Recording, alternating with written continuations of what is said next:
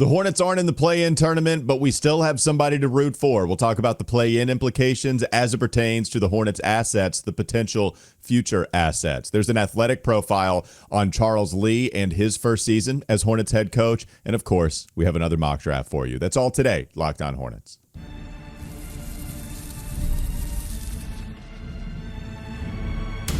You are Locked On Hornets, your daily Charlotte Hornets podcast. Part of the Locked On Podcast Network, your team every day. In a minute, cuz we live.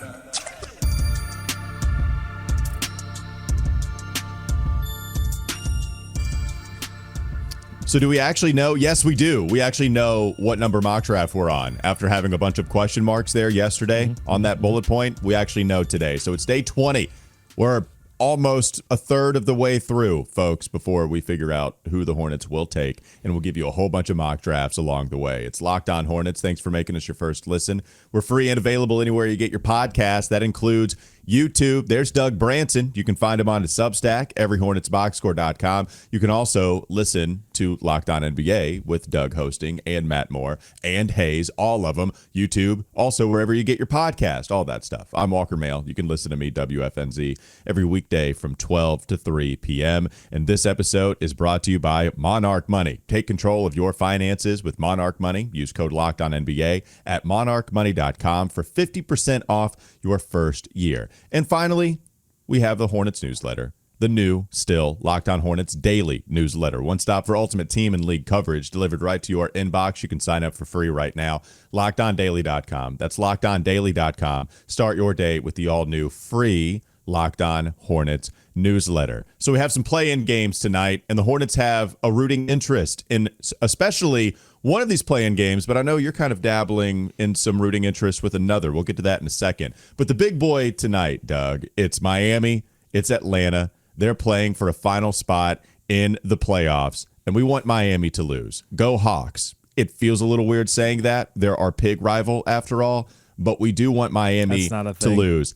It's a cool trophy, but yeah, it's probably not. It's not a cool trophy. If it were a cool trophy, you may have sold me on it. Is it a cute trophy? No? Okay, it's a pig. All right, fine. It's not a cool trophy. It's whatever. It still feels weird pulling for Trae Young and the Hawks, especially in a play-in scenario. But here's why we need to do it. Because Miami owes a 2025 lottery-protected first-round pick to OKC, and that would not convey if Miami misses the playoffs, and it would go to an unprotected pick in 2026. The lottery-protected 2027 first-round pick to Charlotte would then roll into 2028, and that becomes unprotected. So the Heat can't go 2 straight years without a first-round pick. Basically, if the Heat make the playoffs, the Hornets get Miami's lottery-protected 2027 first-round pick. They get the 2028 unprotected pick if Miami misses the playoffs. And obviously, well, maybe not so obviously, but you would expect, it's likely, that the 2028 unprotected first-round pick would be better. So because of that, you want Miami to lose tonight, miss out on the playoffs, and then have a lottery-protected pick in 2027 go to being an unprotected pick in 2028. I think it's actually a big deal. I think that is a monster asset to have in your back pocket if this thing is unprotected. It's still an awesome asset to have because it's a first-round pick, and that's a big deal. But if it's unprotected, Doug, I think with draft picks, often perception is reality, even if we think people overvalue them. Draft picks are worth whatever anybody's willing to pay for it. And an unprotected pick in 2028, I think you could get a lot of deals done with that deal in your back pocket. Yeah, I know you might look at that and say 2028, that's a long time. Miami loves to reload on talent. They'll probably make a run at Kevin Durant's, but Kevin Durant's getting older. 2028 is a few years away. And so that's long enough for Miami to try to reload and try something and it fail, and they have to go back to the drawing board on a few things. And they have not been able to replicate the same kind of success that they had with LeBron James, that Jimmy Butler drugged them to a few finals. But they haven't been able to replicate that success. So it would be a good bet to have an unprotected pick, and it'd be better than a lottery protected pick in 2027. And it also goes in line with another principle that I have, and it's called ABTH, always, I guess that's AAABTH, beat the Heat. I don't care. Even if it meant that the Hornets would get a worse first-round pick. No, I'm serious. No, I don't say things and not mean them on this show, Walker. I mean it. Even if that meant a worse pick for the Charlotte Hornets, I would rather see the Heat lose. In fact, this organization has been willing to trade first-round picks in the past for worse first-round picks and get really nothing in return. At least I would get to see that smarmy look on Eric Spoelstra's face disappear for a moment. That would be enough to get me through. Oh, man. You're talking crazy. You're in the loony bin. You're a true sicko because you want the Heat to lose so badly. Why do you want us to stay down here? Give us the better pick. But it is true. The Heat, it is weird to be pulling for the Hawks, but I think the only team that you would pull for when playing the Hawks, I think the Heat is the only one that you'd be pulling against if the Hawks was the opposite. That's weird. And let me know in the comments if I'm off on this. I've never viewed the Hawks as that big of a rival. Because I think it's because. Well, it's just the Trae Young stuff, I think. I'm with you, but Trae Young, especially with the way that he acted in this last play-in game, is just so easy to root against, and the Hawks have destroyed us. Nobody wants to see the Hawks win around here. Well, listen, if that's going to be if destroying the Hornets is going to be the bar, then we've got a lot of rivals in the NBA, okay? We have a lot. You're right about that. But he does the dice roll in MSG. I've just always seen Trae Young and the Knicks and Hawks. That's a cool rivalry. And it speaks to something that really you can't have true rivalries in the NBA unless they are, tested in the fire of the postseason, which the Hornets, the last time they went to the postseason, guess who they played? The Miami Heat. Well, and the last time they went to the play-in, it was the Hawks. But you're right. You're right. You're the pig in the play-in, baby. I will say something that I texted you and David, which is that at least the Bulls had at least the Hornets had the decency in their playing games to get their teeth kicked in on the road, unlike the Bulls who decided to do it in front of all of their fans at home. That's a bummer. That's right.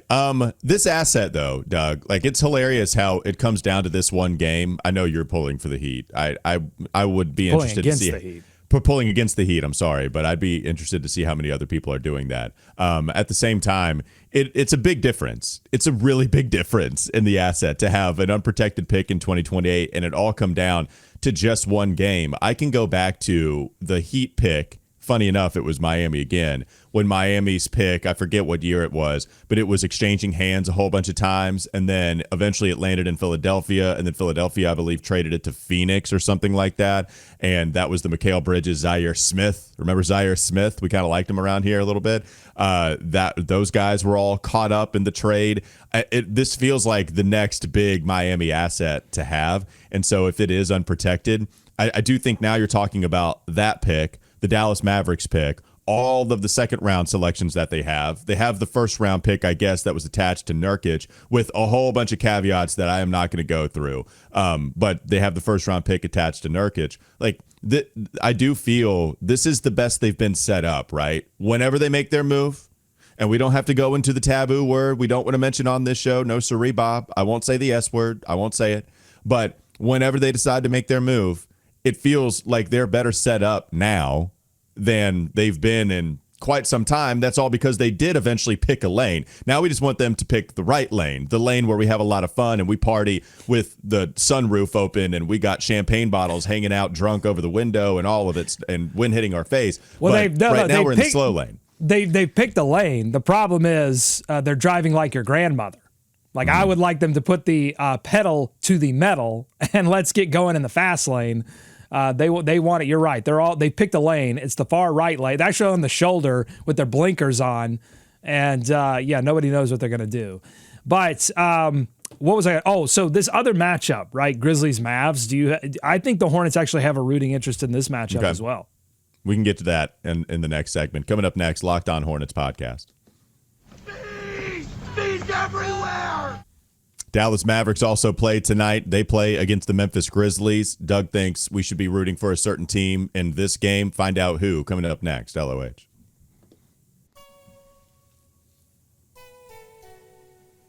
This episode episode is brought to you by Upwork. Scaling your business requires the right expertise at the right time. With Upwork, you can find specialized freelancers in marketing, development, design, and more, experts ready to help you take your business to the next level. Upwork gives you businesses flexibility by connecting them with top freelance talent across multiple industries, including IT, AI, web development, and marketing. Whether you need extra hands for a project or a long-term partner, Upwork makes hiring simple and affordable. Finding the right kind of talent is helpful with Upwork. If you need help with a marketing campaign, Upwork can connect you with a freelance expert who delivered incredible results. It's fast and it's easy hiring. Posting a job is free and simple, and within a day with multiple qualified candidates to choose from. Plus, it's a cost-effective growth that you get. Instead of hiring full-time, Upwork helps find affordable, top-tier freelancers to scale your business efficiently. Visit Upwork.com right now. Post your job for free. That's UPWORK, Upwork.com. Upwork.com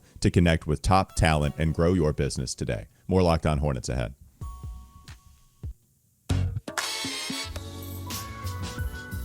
Shout out to Sam Purley, by the way, who did a nice job of summarizing all of the things that need to happen, why the Hornets get the Miami pick, because a little bit complicated, but he did a good job. So shout out to Sam Purley, the tweets I was reading there as to why the most Hornets fans would like the Hawks to beat the Miami Heat tonight. Why do we have a rooting interest in this Mavs-Grizzlies matchup? I'm going to tell you that in just a second, but two last things on the Hawks Heat. It brings to mind the trade that I hinted at in the first segment where we were rooting against the Pelicans making the playoffs because of the Devontae Graham trade that would have given us a first-round. It did give us a first-round pick that the Hornets then would give away in order to get a worse first-round pick that became Nick Smith Jr. So, when I talk about sustainability, why I get so mad at that word is not because of the word itself, is not because I think it's necessarily a bad idea. It's because Mitch Kupchak talked about sustainability and at the same time was giving away first-round picks.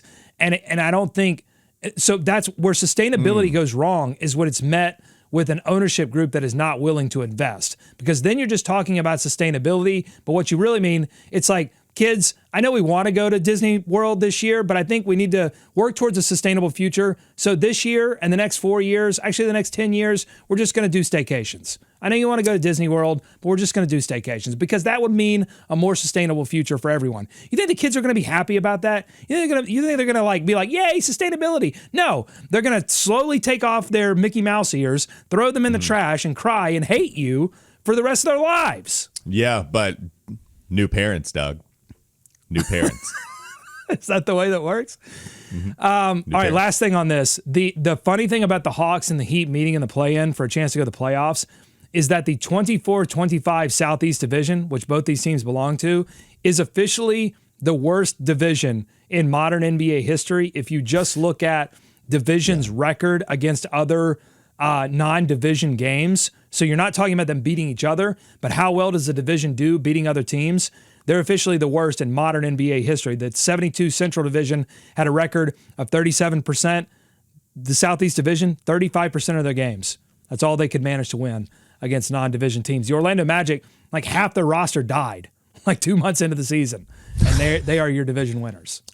Southeast Conference basketball, a lot better than Southeast Division. A lot better. If you want to go to college around here, those are the only teams playing good basketball around here. And what's sad is that if the Hornets had, I know injuries were a factor, but had they even tried to skip a step this season, this past offseason into this season, they may have accidentally made the postseason. And I guarantee you that when the Hornets finally decide to win, it's going to be another Borrego situation where they have to win 45 games just to barely make it in. That's just the way things work. Well, here's what's going to happen. It's going to be worse. It's going to be another Clifford situation where you win 48 games and then you have a four-way tie to be a possible 3 seed, except nope, you get the actual worst seed of all of them and you don't get home court advantage. And purple shirt guy shows up again. That's what's going to happen. Oh, my God. All right. What you got? Grizzlies, Mavs. I think there's a sneak reason to root for the Mavericks in this game. And I think it's because the Grizzlies feel like a team that are on the brink. They've already fired their head coach and Taylor Jenkins. and Isalo did not really avail himself in the first play-in game where he put Zach Edey on Jimmy Butler. That didn't really go well for the Grizzlies. So we'll see what they do if they get bounced from this last play-in game and don't make the postseason, because they've got this situation where they've got two stars on their team, Ja Morant and Jaren Jackson Jr. Ja Morant, injury history with trolling Adam Silver and being suspended. And then there's been all this talk about how Jaren Jackson Jr. might be the best player on the team. Maybe because of the injuries, but maybe just because Jaren Jackson Jr. is a really good player. And I think there's also been some whispers about Jaren Jackson Jr. wanting the Grizzlies to recognize that and filter more of the offense towards him and a little bit less away from Ja Morant. Well, obviously, Ja's not going to have that. So this, to me, the Grizzlies are in a bucket of teams that if they flame out in this play-in or early in the playoffs, they're going to be a team on blow-it-up watch. And I think that could present the Hornets with an opportunity not to go after Ja Morant. That's a scary situation that we've talked about, the Ja for LaMelo swap. I'm talking about going after Jaren Jackson Jr., a power forward that can block shots and shoot threes, can't really rebound. You've got to do some roster adjustment to make sure, but he is a talent. I mean, he's a talent in this league. Awesome. That to me, that would be something to watch. Yeah, so here are the things. What's funny, I was going to bring that up. When you mentioned a rooting interest in this game and you want the Mavs to win because you want the Grizzlies to blow it up, I imagine a lot of people were going the Ja Morant angle. But no, it is not that angle. And there's been nothing reported about them trading Jaren Jackson. But if they're going to blow this thing up, which is entirely possible, then yeah, I think you're right. Jaren Jackson or like Desmond Bane would also be interesting to go after too, by the way. That would be another name. If you just wanted one of these Grizzlies in the shrapnel that is Grizzly meat flying over here to Charlotte, maybe Bane or Jaren Jackson, those would be the two guys that you would want to go after. So perhaps that's the case. Here's the situation with Memphis. Jaren Jackson right now only has one more year left on his deal. $23 million is all he's set to make in 2025 and 2026. Problem is, you got to pay him. So if you want to go after him, then you would be doing so with the bet that you have the inside track, that you have some leverage, and that you can make enough of an impression on Jaren Jackson to want to sign here long term. So you give up however many assets. I don't know how much it would take. Probably honestly. 4. I mean, it's going to be probably 4 first rounders. And you would have to hope that Miami, like if Miami loses, we didn't really talk about this in the first segment, but the unprotection on the pick is more valuable now as just being an unprotected pick than it probably will be once we get to 2028. But then you're talking about if the Hornets maybe fall to 4 to 7, packaging that pick, the Miami pick, the Dallas pick, and something else. Yeah, I mean, it's going to take 4 or 5 picks, but again, I mean, he's a talent. It would be very similar. You'd be making a very similar bet that the Cleveland Cavaliers made with Donovan Mitchell. That, hey, you get Jackson here, you put him in a perfect role, you give him a good coach in Charles Lee. We're going to talk about him in a minute. And you convince him to stay. And I think the Hornets absolutely could. So yes, that's all of what you have with Jaren Jackson. He's going to make $23 million in 2025, 2026. But the thing is, you're going to give up a lot. Like you're truly investing in him as a cornerstone of this franchise, or at least that's the hope. And there's a couple of ways that this thing can go wrong. I get it. I'm not trying to do the sustainability thing, I promise. But there's a couple of ways that this thing could go wrong. It's one, you actually don't make enough of an impression for him to stick around. And now you just gave up 3, possibly 4 first-round picks, the young guys, Tijon Salon's no longer on the roster, whoever it may be, for 1 year of Jaren Jackson basketball, with possibly just 1 year of barely getting to the play-in tournament, which we've seen before, and then he bounces. Or he decides that, you know what, I do like it in Charlotte. You have made enough of an impression. I like playing with LaMelo Ball, and we have enough role players around us to where I can see us winning. That's great. But now you've given up all of these picks, and now you're going to have to pay him. It's going to get up to $50 million. Like with all these other big contracts, with the way the salary cap is going up too, he's going to want $50 million a year, and you're probably going to pay it given everything that you gave up to go get him. You don't want to have all these sunk costs. So now what you're talking about is being locked the bleep in. Like this is someone also that has an injury history, who also is on a team that wasn't the best player on a team that did do really well in the regular season a couple times. They did get beat in the second round in their most successful postseason year. And also he fouls all the time. He can't rebound. He's a little bit of a flawed offensive player, but still good, right? Like still flirting with third All-NBA team stuff. So there are reasons to go against this. I will say, if they decided to make this risky move, I'd be in for it. I'd be cool with it. Depending on what, man, after all that, I thought you were going to say thumbs down. I thought you were going to give me the Roman Emperor, like feed him to the lions. All right. See, I like presenting both sides, right? I mean, I like presenting the case for both sides. I'm saying if they decided that was too much for them, then okay, I would understand it. It's a lot. It's a lot. The last thing I'll mention is, I thought about the Donovan Mitchell thing too, right? That's what happened. They made the investment in Donovan Mitchell. They took a risk. They bet on themselves. They bet on their coach and they bet on their organization, which you can't do all this talking, Hornets, about how great of an organization you're building and a culture you're building and not eventually take a risk on it. They did. They also were in a way better position to take a risk. So if Donovan Mitchell doesn't work out, then, oh well, I guess we have Darius Garland, Evan Mobley, and Jarrett Allen. I guess we just only have those three players. Where if the Hornets take this risk, then we have LaMelo, Brandon, and a lot of people aren't even happy with what the team is right now without Jaren Jackson. How much happier would they be without all the picks? It's different, man. Cleveland is the team I thought of too, but that's because they had a soft landing. They had a mattress to land on. We got a bed of nails. It looks ugly. You know what? I'd still be into it. Like there's that. Doesn't Discovery Place in Charlotte have like a bed of nails that you could lay on? I think that's what I would do. I went to the Optical Illusion Museum a month and a half ago. I don't think that there's a bed of nails. Maybe there is at Discovery Place. I usually just go to the aquariums and see the animals at Discovery Place. I don't really mess with the bed of nails stuff. Okay, you ready to move on? Yeah. Well, this last thing I'll say is that eventually. Maybe you're right about the Cleveland situation, but eventually the Hornets have to take that risk. And so whether it's Jaren Jackson Jr. or someone down the line, when I complain about all of this sustainability talk, what really is at the root of that is not that I think Jeff Peterson is a bad front office executive or that the owners are going to be cheap. It's just my fear that that's the road we're going down. And I just want to keep the pressure up and just have everybody aware to keep their eyes open and to put accountability on these guys to say, hey, put a winner on the floor. That has to be the focus. And if anything else is the focus, then you don't deserve our attention or our money. No, we can. Yeah, it's funny. We could do a whole show. We probably do a few shows on this. Let's continue a little bit, then touch on the Charles Lee profile because I want to deliver on the bullet points, which is something we don't do 100% of the time. And then we can get to the mock draft. Coming up next, Locked On Hornets. Bees everywhere! I guess I just gave you the tease, but there is an interesting Charles Lee profile about his relationship with the players. I want to know how much that matters. How much does that matter to you? We talk about it coming up next. Last segment, LOH.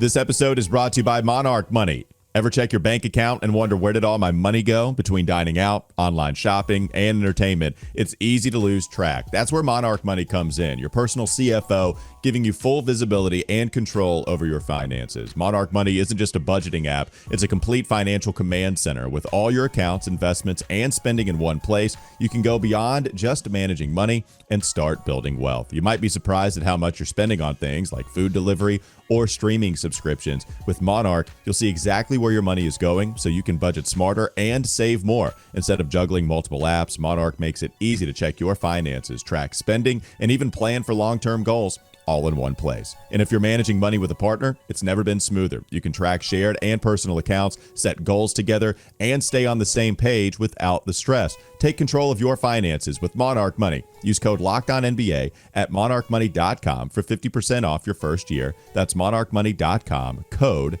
LOCKEDONNBA for half off your first year. More Locked On Hornets ahead.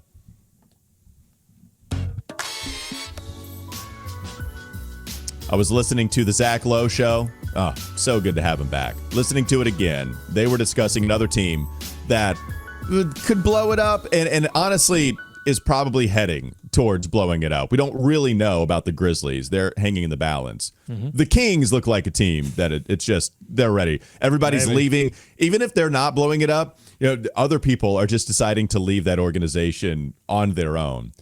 So Sabonis could be out there. Sabonis, last 2 years, making third-team All-NBA. You see him a 3-time All-Star, but one of those guys that pretty clearly should have made at least 2 more All-Star teams if you check his stats and his play compared to some of the other guys that would make All-Star games. In fact, the 2 third-team All-NBA nods came in non-All-Star seasons. Just an offensive force, man. Actually led the league in rebounding each of the last 3 years. He plays games, 79 games, 82 games, 70 games, each of the last 3 seasons. He's an offensive hub at the elbow, at the free throw line, just dishing out 7, 8, 6 assists per game. Great defensive rebounder, too, like averaging 10 defensive rebounds on top of the couple that he averages offensively. Averages 20 points a game. Can shoot, Doug. He can shoot. In fact, the last 3 years, he shot 37%, 38%, 42% from 3. Like, not even just, okay, he can hit one every once in a while. No, man, he's good. He's a legitimate shooter from distance the last 3 years. Defensively, I don't think there's a lot to like. Defensively, he's a hole. Maybe that's a little strong. Like, he's physical, though. He's not afraid of contact. He's kind of a mean SOB, a little bit of a dirty player. But defensively, I know people don't love him on that side. An offensive force, though, Doug, would you be interested? Not as much as I would be in Jaren Jackson for 2 reasons. The defense is, I think it's like Malik Monk level, which Malik also plays for the Sacramento Kings. Malik Monk level of, I can't get over this. No matter what, there's not much you can do offensively that I can get over the fact that the defensive issues are crippling. They're not bad. They're not, oh man, that's really bad. They are crippling. And you mentioned the mean SOB thing. I think he has like regular season sort of fake physicality that gets exposed in the postseason. And if you look at his postseason numbers, they're not like stellar. And I think it gets exposed when the heat gets turned up and when players are actually being physical back with him, it disappears or isn't as impactful as it is in the regular season. And so, yeah, I would be more interested in Jaren Jackson Jr., somebody that, yeah, is not doing a lot of rebounding, but a lot of the reason why Jackson Jr. doesn't do a lot of rebounding is because he can guard out on the perimeter. He can stay with folks. And so, like, that's where I go, okay, you could, if you got a center next to him that was good at rebounding and you already have LaMelo Ball who can sort of turn off and on his ability to get rebounds. If you just ask him to turn it on, you can make up for some of that. You cannot make up Domantas Sabonis being an Olay guy defensively. Yeah, I will say, offensively, he's just a freaking monster. Agree. Agree. He's insane offensively. He's 29 years old next year, so he's clearly older than Jaren Jackson. I don't think it would take as much to go get him because of maybe some of the issues. Also, everybody, look, the Hornets used to be maybe the team that other teams would try to take advantage of in these trade scenarios. I don't think that's the case anymore. And the Kings are a team that people try to take advantage of. And so you may be able to do that with Sacramento. He is on the books for a lot of money the next 3 years. He's making over 40. He's going to be making 49 3 years from now. So you don't really love that. But if you're asking the Hornets to raise the floor and just without a doubt, you're going to be a much better basketball team if Sabonis is out there on the floor for you, then Sabonis is a guy that helps you raise the floor and then puts the onus on the organization to put the right pieces around him and presumably LaMelo and Brandon, because those guys aren't going to get traded for Sabonis. I wouldn't trade those guys for Sabonis. So, I mean, I guess LaMelo could, but I wouldn't do it. So if you put the right pieces around it, then Sabonis, LaMelo, and Brandon, yeah, do you just lean all the way into offense with a couple of helpful defensive pieces in the starting 5 too? Like, do you want to raise the floor?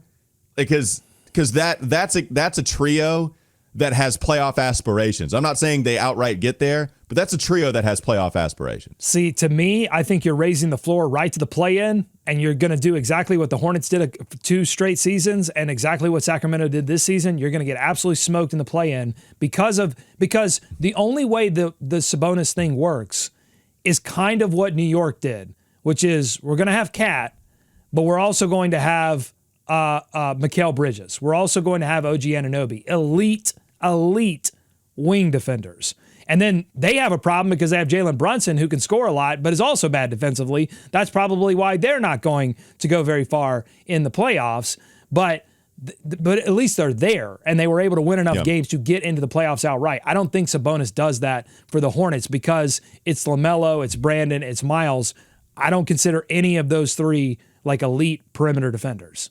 I think Miles would probably be in here. Last thing, though, this is because basically here I am. I'm just playing devil's advocate. I'm playing devil's advocate today just to present the case against and for some stuff. But I'm with you. I don't think I would be going after Sabonis either. Yeah. I love when you argue the opposite side and That's somehow still win the argument. I like that.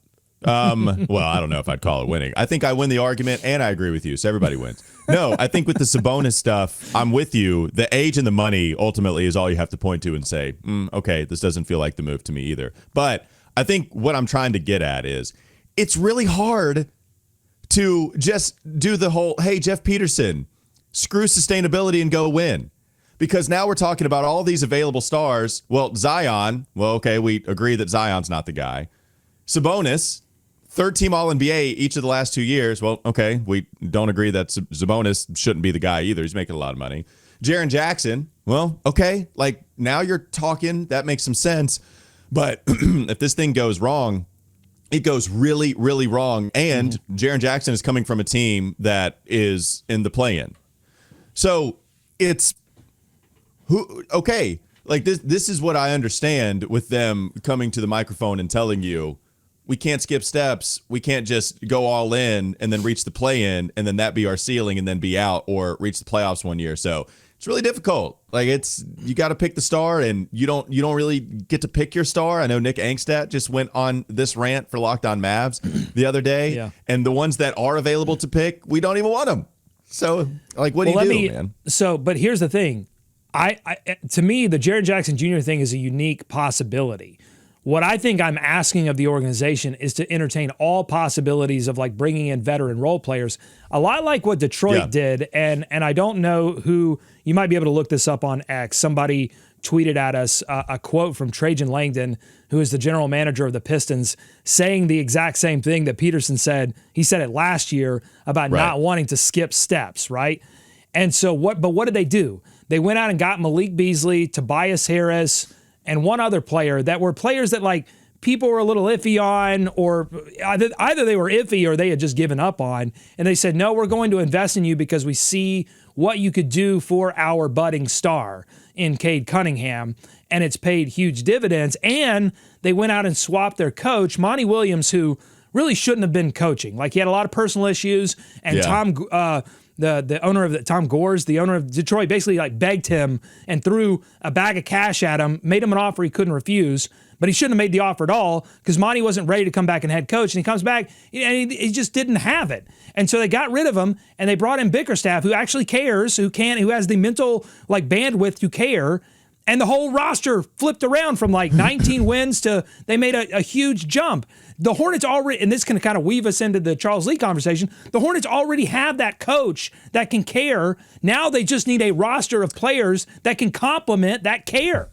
But that's what I've been preaching this whole time, is doing what Detroit. I've been talking about that all year, right? It's going after the veteran role players around LaMelo to see if that can work. Right? Like, and I love that. This goes into the whole is LaMelo Cade thing. Is LaMelo, right? Like that's what it goes into. And I'm saying, let's see. Let's put the talent around and then actually see. And then it would be interesting, because I'm with you on Charles Lee. And I think the Charles Lee relationships, I think they work. And there was a profile from Jared Weiss on The Athletic talking about Charles Lee. Did a profile and wrote it profile on him yesterday, dropping at 10 a.m. on April 17th. And basically, I think the key points for me, Doug, it was the relationships that he has with his players. And so if you look at some of the quotes, we heard from him, some of these guys at the podium as well. Taj Gibson, you call him a first-time head coach, but bleep, it doesn't look like it. Looks like he's been around forever. Mark Williams says, I think he did a great job of pushing us to be great. Obviously, we didn't get the wins and the losses results that we wanted, but we definitely showed some promise going into the offseason.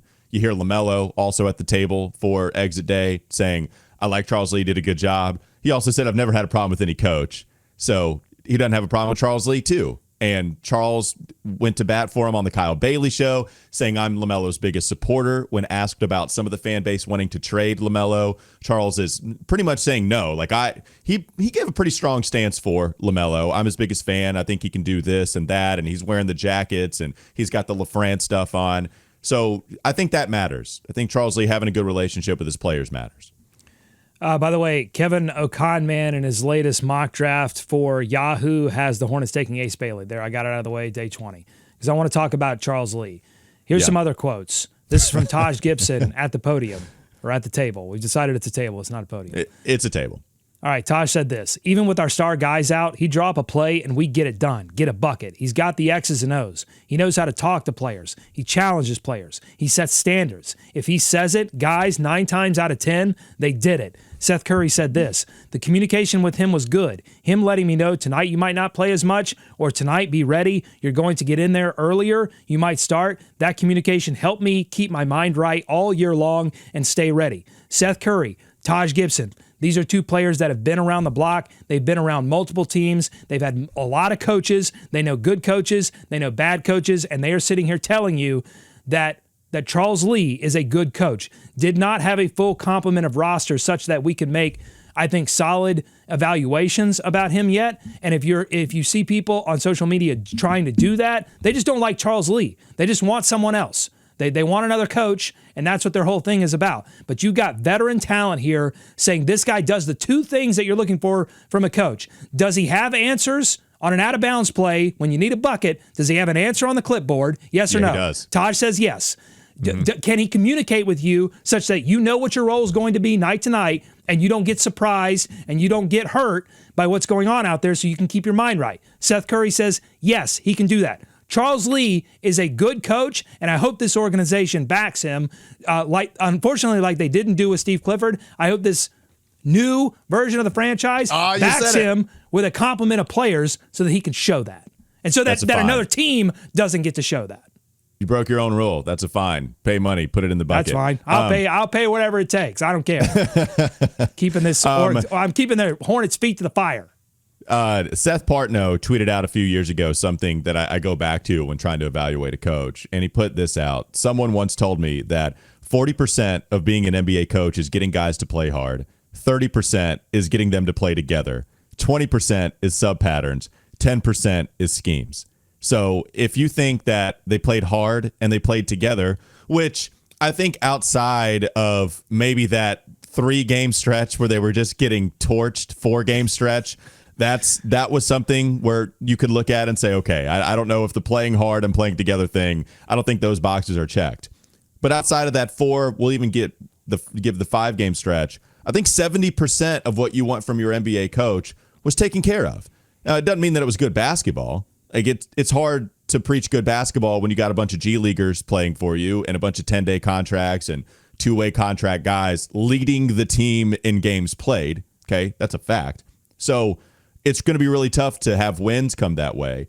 But if you have 70% of a good coach already locked away, you know you have that, and then just 30% is sub patterns and schemes, and we like some of the ATOs, we like some of the out-of-bounds plays. I don't agree with everything he's done. We've talked about it. Like some of the big man stuff, the trying to find an identity for your guys. Like there's some things there. The 3-point shooting was, okay, interesting. The LaMelo pick and roll, they just run it constantly, but maybe he felt like that was out of necessity. Cool. I understand that. I'm with you though. Like it feels like there's a real respect here. And last thing I'll say on this too, I asked this question to Nurkic because Nurkic is going to be honest with you.